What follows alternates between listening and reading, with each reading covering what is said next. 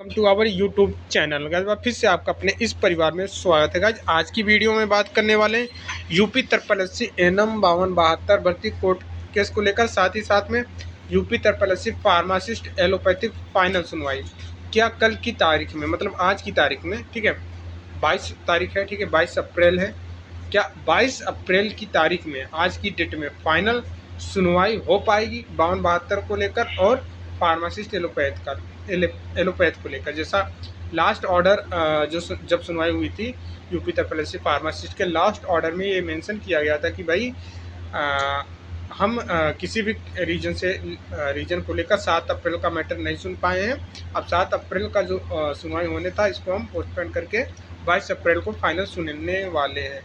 तो आज की वीडियो में हम विस्तार से चर्चा करेंगे। साथ ही साथ में एक इम्पॉर्टेंट ये चीज़ है कि भैया जो भी कैंडिडेट स्टाफ नर्स के हैं, ध्यान में रखना है यूपी 380 स्टाफ नर्स नई भर्ती को लेकर जो भी स्टाफ नर्स के कैंडिडेट हैं, जीएनएम वाले कैंडिडेट, तो उनके लिए चीज़ें हो सकती हैं, उनके लिए भर्ती आएंगी कि नहीं आएंगी, ठीक है, और आपको प्रिपेयर रहना होगा।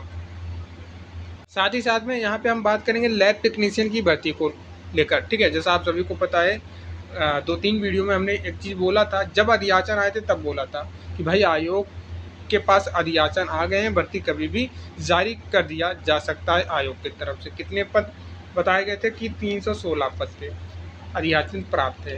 तो अभी उस समय की क्या इशू हुआ है कि उस समय इशू यही हुआ है कि आपकी योग्यता को लेकर वहाँ पे BMLT या फिर DMLT किस चीज़ को निर्धारित किया जाए, ये क्लियरिफाई नहीं किया गया था अच्छे तरीके से। तो इसी के संदर्भ में आपका अधियाचन वापस गया है, ठीक है, अधियाचन वापस हो गया है और नए अधियाचन जैसे ही आएंगे, नया अधियाचन जैसे ही आएगा, ठीक है, शासन स्तर से, तो आपकी भर्ती रिलीज कर दिया जाएगा। बट इतना तय है कि भर्ती तो आना है, 26 में आना ही आना है। आप लोग डीमोटिवेट ना हो, पढ़ाई को कंटिन्यू करते रहें। जो भी लैब टेक्नीशियन के कैंडिडेट हैं, अब उसी समय में आप जाके एक बार चीज़ें किए होते तो उसका रिजल्ट कुछ और निकल के आता।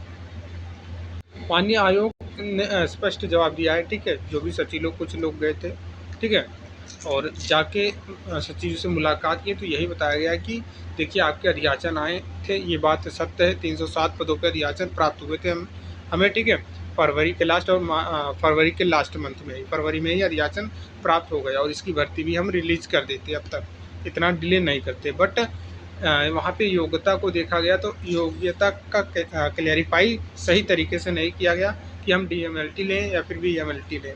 तो आपके भर्ती में DMLT या फिर BMLT दोनों का मौका मिल सकता है, ठीक है, जो भी लैब टेक्नीशियन के कैंडिडेट हैं। पढ़ाई को कंटिन्यू करते हैं। और रही बात, देखिए ये सभी भर्तियां जो यूपी 380 से आती हैं, पद भले ही कम रहते हैं बट कटाव बहुत ही कम जाता है, क्योंकि 2-3 बातों पे यहाँ पे क्लियर हो जाता है कि पहली बात तो इन्होंने इनके द्वारा बोल दिया जाता है कि हम PET लेंगे।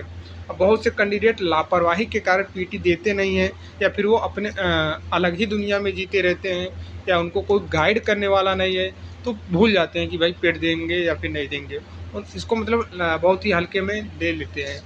और जो टैलेंटेड है वो भी नहीं दे पाते हैं पेट, तो वो वैसे भी नहीं अप्लाई कर सकते हैं पेट की वजह से। और सबसे जो भीड़ बढ़ाती है, जो भीड़ की संख्या बढ़ाती है वो अदर स्टेट वाले, ठीक है, अदर स्टेट वाले जैसे ही आते हैं किसी भी भर्ती में, अगर अदर स्टेट वाले पहुंच गए तो भैया कंपटीशन तगड़ा पहुंच जाता है। जाके UR की सीटें को हटा देते हैं। जब UR की सीटें पे कटाव बढ़ा देते हैं तो जो कैटेगरी के कैंडिडेट हैं वो UR में ना जाकर ही अपनी ही कैटेगरी की कटाव चढ़ा देते हैं। UR की कटाव बढ़ेगी तो ऑलरेडी कैटेगरी की भी कटाव बढ़ने वाली है, तो अदर स्टेट वालों को भी यहाँ पे बाहर हो जाते हैं, ठीक है, क्योंकि भाई वो उनको पता ही नहीं चलता है कि यूपी में कब पेट आ रहा है, कब क्या हो रहा है, क्या नहीं हो रहा है, तो वो वैसे भी अदर स्टेट वाले पेट नहीं देते हैं। इसलिए आपको यही बोला जा रहा है कि भाई लैब टेक्नीशियन है तो तैयारी करिए बहुत ही कम संख्या में, और ख़ासकर जो भी स्टाफ नर्स के कैंडिडेट हैं, इस थोड़ा बहुत तो आपको फार्मा, देखिए मैं क्या बोल रहा हूँ, पैरामेडिकल में क्या क्या आते हैं, लैब टेक्नीशियन आते हैं, एनएम आते हैं, ठीक है, एनएम के कैंडिडेट आते हैं और फार्मासिस्ट के कैंडिडेट आते हैं। सबसे ज़्यादा पिट देने वालों की संख्या एनएम की रहती है। कितना रहती है भैया, तो इतना मान के चलो कि अगर 10,000 भर्ती आ रही है, 5,000 भर्ती आ रही है, तो 40,000 के आसपास की भीड़ रहती है। 40,000 45,000 पिट एनएम देती हैं। उसके बाद फार्मासिस्ट के कैंडिडेट होते हैं। फार्मासिस्ट के कैंडिडेट कितना पेट देते हैं, हर साल की हम बात कर रहे हैं, तो 10 से लेकर 15,000 ही कैंडिडेट फार्मासिस्ट के होते हैं जो पेट देते हैं। उसके बाद लैब टेक्नीशियन वाले होते हैं। लैब टेक्नीशियन की भी संख्या कम ही रहती है पेट देने वालों की। और सबसे ज़्यादा अगर पैरामेडिकल में बात करें तो स्टाफ नर्स के कैंडिडेट जो हैं ये ना के बराबर ही पेट देते हैं। ठीक है, मतलब पेट देते ही नहीं है, इनको पता ही नहीं है कि पेट चीज़ें क्या होती है, पेट क्या होती है, ये अपने अलग ही दुनिया में जीते रहते हैं। ठीक है, कभी प्राइवेट हॉस्पिटल में कोई संविदा पे काम कर रहा है तो कोई कहाँ कर रहा है, कोई पढ़ना नहीं चाहता है, तो ये अपने अलग ही दुनिया में रहते हैं। जो थोड़ा सा होशियार रहेगा भैया वो नौकरी लेके चला जाएगा, और जो जिसको सही गाइड मिल गया, स्टाफ नर्स के कैंडिडेट जो भी हैं, भर्ती आएगी, ये सत्य बात है। ठीक है, भर्ती आपके 300 भी आ सकती है, 150 भी आ सकती है, 200 भी आ सकती है, बट इतना मान के चलो भर्ती आपकी स्टाफ नर्स की 70% 2026 में देखने को मिलेगा। लास्ट टाइम इन्होंने भर्ती दिया था कंबाइंड टेक्निकल के नाम से। ठीक है, कंबाइंड टेक्निकल की भर्ती आई थी, वहाँ पे इन्होंने दिया था स्टाफ नर्स का, तो उसी के साथ हो सकता है कंबाइंड टेक्निकल की भर्ती जब भी आए, हो सकता है उसी के साथ आपके स्टाफ नर्स की भी भर्ती देखने को मिलेगी। बट 300 पद आएंगे भैया, 300 में अगर 300 ही फॉर्म पड़ जाए तो बड़ी बात है। ठीक है, 300 भर्ती आएगी, 300 में वो भी फॉर्म पड़ जाए, 300 के मतलब आप समझ सकते हो 1000, 2000, 3000 जितना भी पड़ जाए, फिर भी कंपटीशन कम रहेगा। नौकरी किसी को लगेगी, किसको लगेगी भैया, जो जागरूक रहेगा, जो मतलब इस चीज़ को फॉलो करेगा कि भाई भर्ती आ रही है, हमको क्या क्या पढ़ना है, क्या क्या नहीं पढ़ना है, क्या क्या छोड़ना है, क्या क्या नहीं करना है। और जब भी भर्ती, बहुत से लोगों को पता ही नहीं चलता है, जो पेट भी दिए हैं भैया, पेट भी दिए हैं, भर्ती कब आई कब चली गई पता भी नहीं चलता है। क्यों पता नहीं चलता है? क्योंकि अब आप देखेंगे 20 ही दिन का समय माननीय आयोग के द्वारा दिया जाता है। ऑनलाइन अगर भर्ती निकल रही है तो 20 दिन का ही समय दिया जाता है, 20 से 21 दिन का। अब कुछ लोगों को पता ही नहीं, नोटिफिकेशन अलग ही दुनिया में जी रहे हैं, क्या चल रहे हैं, और भर्ती की नाम कुछ किसी और के साथ इंक्लूड करके देके आता है, जैसे कंबाइंड टेक्निकल के साथ दे दिया, तो लोगों को लगता है कि भैया हमारी भर्ती है ही नहीं, हमारी काम की है ही नहीं। कुछ देखना पड़ेगा, जुड़ना पड़ेगा चीज़ों को कि भाई भर्ती कब आ रही है, क्या हो रहा है, क्या नहीं हो रहा है, क्या पढ़ा जाए, क्या ना पढ़ा जाए, किस तरीके से तैयारी किया जाए। बस थोड़ी सी मेहनत करनी होती है और थोड़ी गाइड की ज़रूरत होती है, नौकरी मिल जाने वाली है। फार्मासिस्ट के कैंडिडेट बहुत सारे हैं जो इस बार क्या नहीं दिए हैं, पीईटी नहीं दिए हैं। अब उनको लग रहा है कि भाई काश हमने पीईटी दिया होता तो आज बातें कुछ और होते, हालात कुछ और होते। हमें जो फॉलो करता था, ठीक है, कंटिन्यूस, वो किसी ऐसा एक भी कैंडिडेट, चाहे वो स्टाफ नर्स की बात कर लें, चाहे पैरामेडिकल में किसी भी भर्ती का, चाहे एनएम की बात कर लें, चाहे जिस भी भर्ती के हैं, किसी एक सिंगल बंदे ने स्किप नहीं किया था इस बार का पेट, जो हमें फॉलो किया था, क्योंकि उनको चीज़ें पता था और लगातार हम बताते भी रहते थे। और इस बार भी पेट आएगा तो भैया आप सभी लोग, चाहे वो स्टाफ नर्स के कैंडिडेट हों, ज़रूर दे लेना आप। पेट आएगा, जुलाई के महीने में आएगा, 110% आएगा, और जुलाई अगस्त में इसका नोटिफिकेशन जारी होगा। तो भैया आप फॉर्म डाल देना, अप्लाई कर देना, और अक्टूबर नवंबर तक आपका रिजल्ट आ जाएगा। और अक्टूबर नवंबर तक जैसे ही पेट का रिजल्ट आता है वैसे ही आप अगली भर्ती के लिए तैयार हो जाएंगे। मतलब यही भर्ती अगर स्टाफ नर्स की 1-2 महीने में नहीं दिया इन्होंने, या फिर अक्टूबर नवंबर में दिया, तो उसमें भी आप एलिजिबल हो जाएंगे, जो भी स्टाफ नर्स के कैंडिडेट हैं। इसलिए आपसे बोलें, अगर आपने स्किप किया है पेट 2025 का, तो भैया इस बार 2026 का स्किप बिल्कुल भी मत करिएगा। अब देखिए एएनएम के कैंडिडेट जो भी 52-72 के हैं, आपका नेक्स्ट हियरिंग डेट, पहला हियरिंग डेट आपको अच्छे से पता है 15 अप्रैल को लगा था। नेक्स्ट हियरिंग डेट 15 अप्रैल को लगा था, जो फाइल आपको देखा नहीं गया, ठीक है, किसी ने भी ओपन नहीं किया, वो किस वजह से ओपन नहीं किया गया, तो भैया वो टाइम की कमी का, टाइम का ही इशू रहता है। ठीक है, या फिर कोर्ट उस दिन बैठती ही नहीं है, जिस कोर्ट में लगा रहता है, जैसे कोर्ट नंबर 7 में लगा है तो 7 नंबर कोर्ट बैठती ही नहीं है, जज साहब आए ही नहीं है, तो उसके वजह से भी नहीं सुना जाता है। तो उसी को लेकर अब नया डेट जो इन्होंने बोला है कि 22 अप्रैल, मतलब 7 दिन। अब यहीं पे कुछ लोग ज्ञान भी दे रहे थे ना, 15 अप्रैल आया, ऑर्डर आया नहीं, फिर भी ज्ञान लोग देने लगे कि 1 महीने का समय दिया गया है माननीय आयोग को, 1 महीने में चीज़ें क्लियरिफाई करना है कि भाई क्या हो गया क्या नहीं हुआ।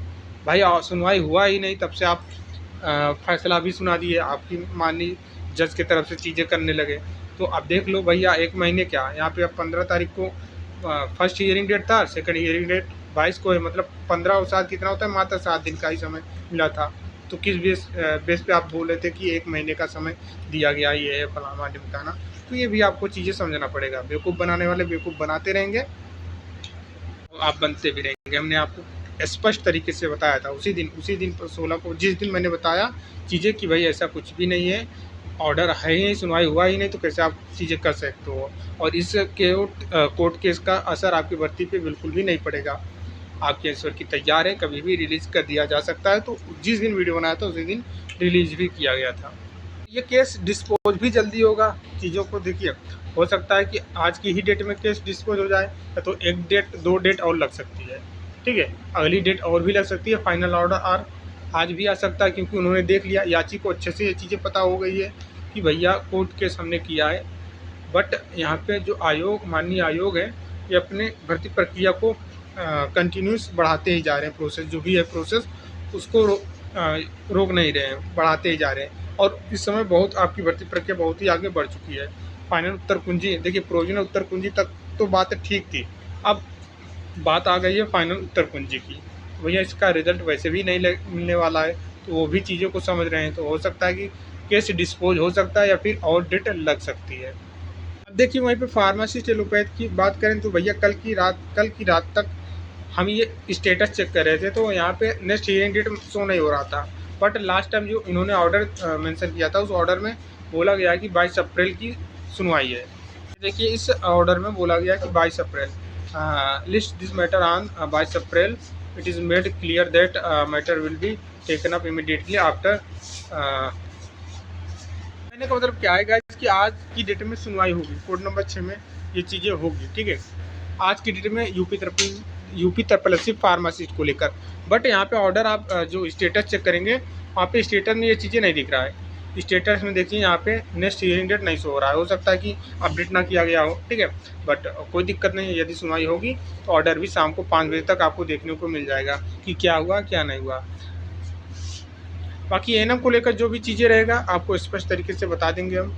तो ध्यान में रखना है, आज होगी फाइनल सुनवाई, बिल्कुल हो सकती है फाइनल सुनवाई किसकी, यूपी ट्रिपल फार्मासिस्ट एलोपैथ की हम बात कर रहे हैं। एएनएम का हो सकता है 1-2 और डेट लग सकते हैं, आज भी डिस्पोज हो सकता है या फिर और डेटें लग सकती हैं। वो देखना पड़ेगा कि भाई पहली सुनवाई में चीज़ें क्या होती है। अभी तक कोई भी सुनवाई नहीं हुआ है, तो चीज़ें क्लियर नहीं हुआ है, ठीक है। जैसे ही फर्स्ट सुनवाई होगी, सुना जाएगा, केस को देखा जाएगा, केस में कितना दम है क्या है, उसी हिसाब से काम आगे होगा, ठीक है।